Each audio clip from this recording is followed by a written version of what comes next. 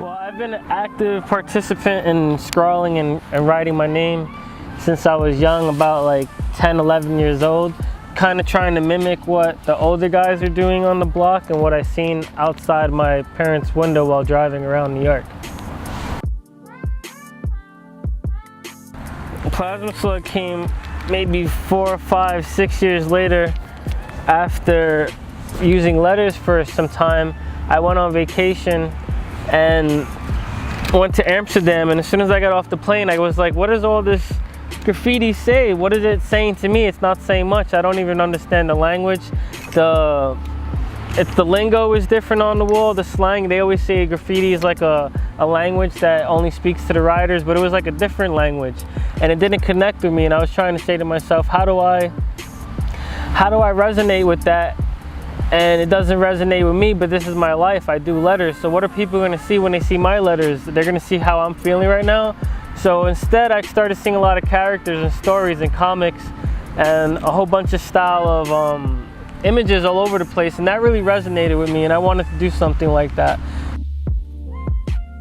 So around 2003, 2004, sorry, I came up with the character while in Amsterdam and was so fascinated and wanted to bring that same passion of spreading out this character like an ant and putting colonies all over the city, that when I came back to New York City I didn't see anything around that was similar, that was hand done.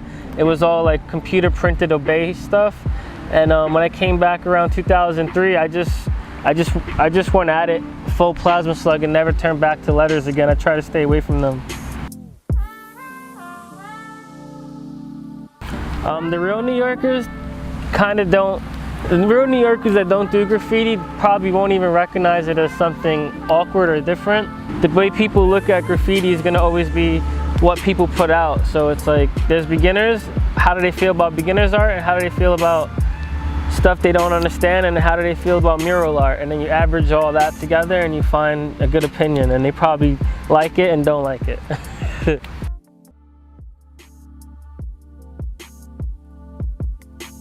Critics are going to always critique, and I guess if they respect it enough they might try it themselves and see what they can add and how better they can make it since they're critiquing it.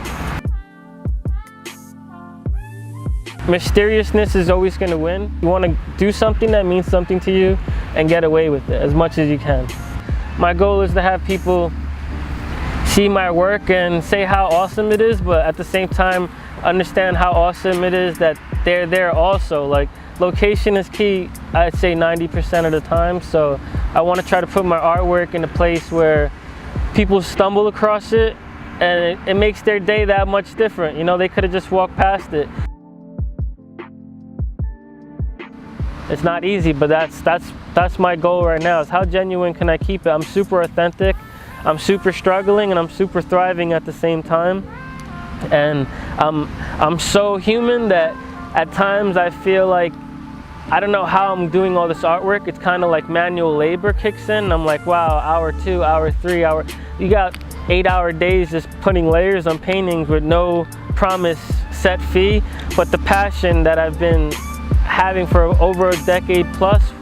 So I mean, what do I have goals for, is to just stay here, stay relevant, and keep it genuine.